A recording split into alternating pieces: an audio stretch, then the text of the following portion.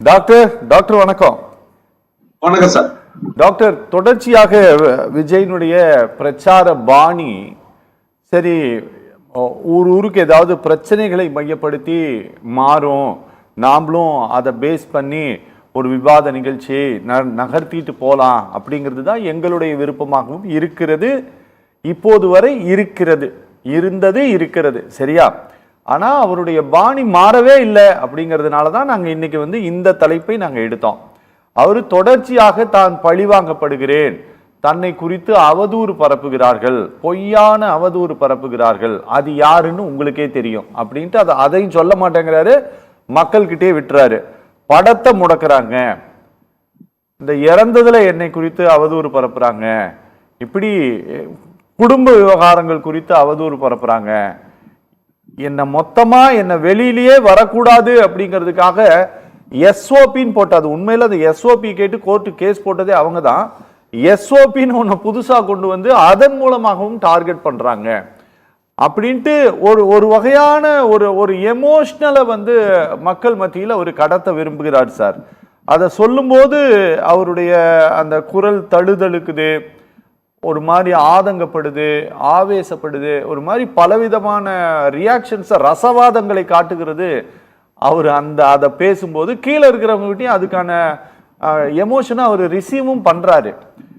Doctor, இது எலெக்ஷன்ல இது வாக்கா மாற அவருக்கு கை கொடுக்குமா இந்த யுக்தி?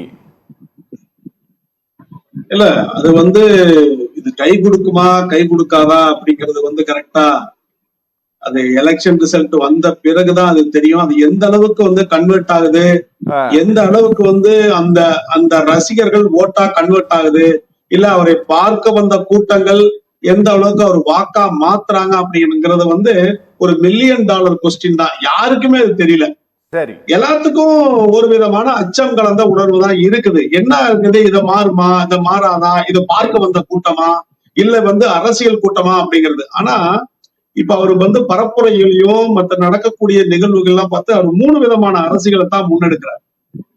ஒண்ணு அனுதாப அரசியல், நீங்க சொல்றது பார்த்தா அனுதாப அரசியல், சென்டிமெண்டல் அரசியல். ரெண்டாவது கவர்ச்சி அரசியல், நாடக அரசியல். மூன்றாவது சிறுபான்மை அரசியல். இந்த 3 விதமான அரசியலை தான் அவர் முன்வைக்கிறார். முதல்ல சொல்லக்கூடிய அனுதாப அரசியல் பாத்தீங்கன்னா, நான் ஒண்ணு சிம்பிளா கேக்குறேன். அதாவது அவருக்கு ஒவ்வொரு இடத்துல கூட்டம் கூடுது, ரசிகர்கள் கூடுகிறார்கள். ரசிகர்கள் ஒரு ரசிகர்கள் மாதிரி இல்லாம, எப்படி சினிமா ஒரு புதுப்படம் ரிலீஸ் ஆனவங்க பால் ஊத்துறதும், அவர்கள் டான்ஸ் ஆடுறதும், அப்புறம் அவங்களை மேல அடிக்கிறதும், எப்படி அங்க ரசிகர்கள் அந்த அளவுக்கு மனநிலையில் இருக்கிறார்களோ அதே போன்ற மனநிலையில தான் அவர்கள் கூட்டம் கூடும் பொழுது அந்த ரசிகர்கள் அதே மனநிலையில தான் இருக்கிறாங்க. ஒண்ணு.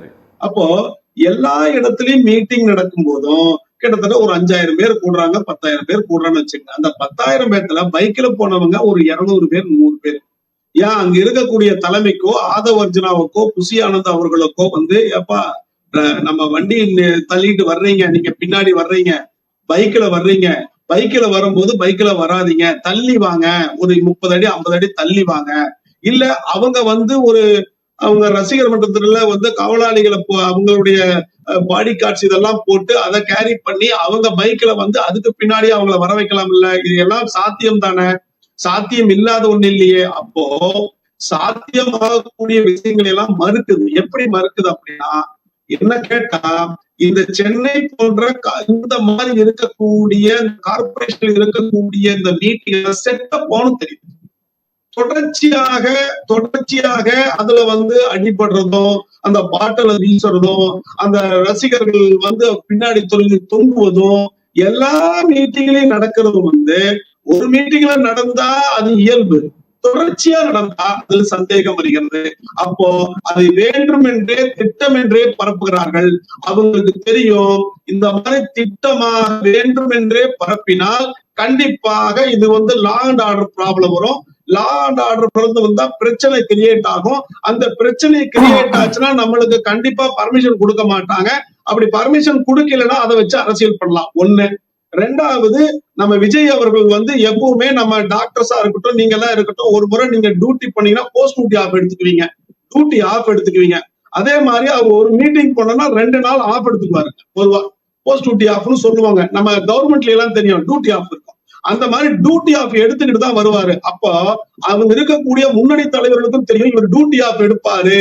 அப்ப டியூட்டி ஆஃப் எடுக்கும் போது எப்படி கண்ட்ரோல் பண்றது அப்படின்னு சொல்லிட்டு அந்த டியூட்டி ஆஃப் எடுக்கிறதுக்காக அவங்க பண்ணக்கூடிய திட்டம். அப்போ இது அவர்களாக பண்ணக்கூடிய வேண்டுமென்றே செய்யக்கூடிய திட்டங்களா இருக்கு. இதுக்கு மூளையா செயல்படுறவரு எனக்கு என்ன தெரியுதுன்னா எல்லாத்துக்கும் ஆதவர்ஜனாவும் அதில் இருக்கக்கூடிய தலைமைகளும் தான் மூளையா செயல்படுதோன்னு நினைக்கிறேன். ஏன் அப்படி நினைக்கிறேன்னா ஆதவர்ஜனா போன்றவர்கள் எல்லாம் இளைஞர்களை வைத்துக்கொண்டு ஃபேக் ஐடியை கிரியேட் பண்ணி ஒரு நபருக்கு 50 ஃபேக் ஐடி 60 ஃபேக் ஐடியை கிரியேட் பண்ணி அவர்கள் ஒவ்வொரு இளைஞர்களும் ரஜினி ரசிகர் மாதிரியும் விஜயகாந்த் ரசிகர் மாதிரியும் தன்னை உருவகப்படுத்தி கொண்டு ஒவ்வொரு ரசிகர்களும் அப்பா நான் முன்னாடி ரஜினி ரசிகரா இருந்தேன், நான் முன்னாடி விஜயா இருந்தேன், இப்ப அவங்களெல்லாம் இல்ல, நான் இப்ப விஜய்க்கு மாறிட்டேன் அப்படின்னு சொல்லக்கூடிய வலைதளங்கள் இணையதளங்கள்ல பண்ணக்கூடிய செய்திகள்லாம் நடக்கிற காரணத்தினால இது நடக்கும்னு ஒண்ணு தெரியுதுங்க. ஒண்ணு.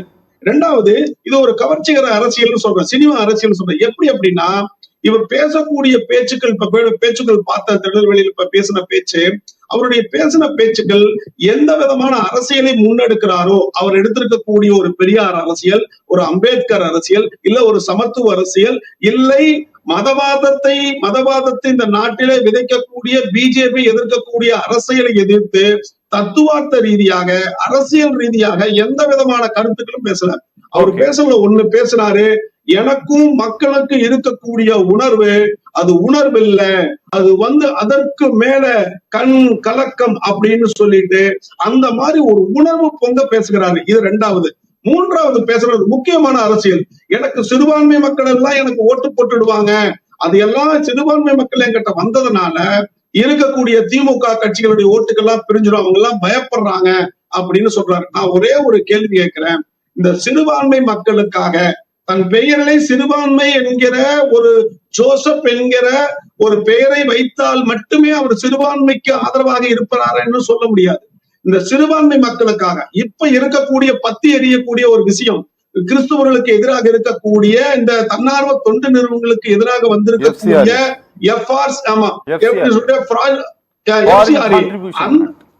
ஃபாரின் கான்ட்ரிபியூஷன் எவ்வளவு பெரிய மிகப்பெரிய சிறுபான்மை மக்களை அழித்து ஒழிக்கக்கூடிய ஒரு பாதகமான சட்டம்.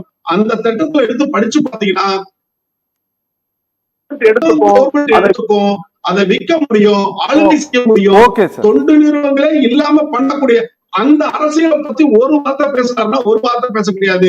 முஸ்லிம்களுக்கு எதிரான முஸ்லிம்கள பலவிதமான கருப்பு சட்டங்கள், சிஏஏ, என்ஆர்சி, முத்தலாக் சட்டம், வக்பு வாரிய போர்டு சட்டம், முஸ்லிம்கள் அடித்துக் கொல்லப்படுகிற சட்டம், ஒரு மாட்டுக்கறி ஒரு சாப்பிடான்னு சொல்லிட்டு நிர்வாகப்படுத்தி அவனை அடித்துக் கொள்ளுகிற மக்களுடைய நிலைமை, ஒரு கிறிஸ்துவர்கள் பாதிரியார்கள் ஜெபம் பண்ண முடியாத நிலைமை, வடநாட்டில் உயிரோடு கொளுத்துகிற நிலைமை, சர்ச்சைகளை அடித்து நொறுக்குகிற நிலைமை, இப்பொழுது வீட்டுகளை கூட பிரேயரே பண்ண முடியாது என்று சொல்லக்கூடிய நிலைமை எல்லாத்தையும் கொண்டு வந்திருக்கிற ஒரு அரசியலாச்சு இவர் மேடையில ஏதாவது ஒரு வார்த்தை பேசி இருக்கிறாரா அப்படிங்கிறது தெரியணும். இரண்டாவது, சிறுபான்மை மக்கள் எல்லாம் எங்களுக்கு ஓட்டு போட்டுருவாங்க அப்படின்னு சொல்லக்கூடிய மக்கள் அந்த நினைப்ப அவர் விதைக்கிறாருல்ல, இது மோசமான ஒரு நிலைமையை கொண்டு போகும் அப்படிங்கறதா என்னுடைய கருத்து. Okay sir. டாக்டர் இரண்டு பெரிய கட்சிகள் டாக்டர், ஏடிஎம்கே, டிஎம்கே, இந்த ரெண்டு கட்சிகள் துளி கூட சட்டையே பண்ணலங்க டாக்டர். சரி பாஜகவாச்சும் பேசுமா அப்படின்னு பார்த்தா பாஜகவும் பேசல, யாருமே விஜயை பொருட்படுத்தவே இல்லை. ஆனா அவர் விஜய் இந்த ரெண்டு பார்ட்டியை மட்டும்தான் திட்டுறாரு, வேற எந்த கட்சியும் திட்டுறதே இல்லை. இது எங்களுக்கு ரொம்ப புதுசா இருக்குது. இது இந்த மாதிரி இதுக்கு முன்னால ஒவ்வொன்றுக்குமே ரியாக்ட் பண்றவங்க இதுக்கு ரியாக்டே பண்ணாம கடந்து போயிட்டு இருக்கிறாங்களே, இந்த ஒரு 15 நாள ஓட்டிட்டா போதும் அப்படிங்கிற மாதிரி இருக்குது இந்த அரசியல் களம். என்ன டாக்டர் இதுக்கு என்ன காரணம்? சார் அது என்னன்னா சார், அடிப்படையில விஜய்க்கு ஒரு பாப்புலாரிட்டி கண்டிப்பா இருக்கு. சரி, இளைஞர்களுடைய ஓட்டு, சில சமயத்துல பெண்களுடைய ஓட்டும், இந்த மாதிரி ரெண்டு கட்சிகளுக்கு திராவிடம் அதிமுக என்ற திராவிட கட்சிகளுக்கு மாற்றா யாராவது வரணுப்பா அப்படின்னு சொல்லக்கூடிய ஓட்டுகள் எல்லாமே நம்ம விஜய்க்கு போகக்கூடிய வாய்ப்பு இருக்கு, அது மறுக்க முடியாது. இது என்ன அப்படின்னா சார், இது ஒரு ஸ்ட்ராட்டஜி தான் சார். என்னன்னா பாம்பு சீறிக்கிட்டே இருக்குது, கிட்ட போய் தொட்டுன்னு வச்சுக்கோங்க, படக்குன்னு கொத்தி விட்டுரும். அப்ப தள்ளி நின்னுட்டா சேஃப், அத பத்தியே பேசக்கூடாது. அப்ப பாம்பை பத்தியே பேசலைன்னா அப்படியே மறந்துடுவோம் அப்படிங்கிற ஒரு கான்செப்ட் தான்.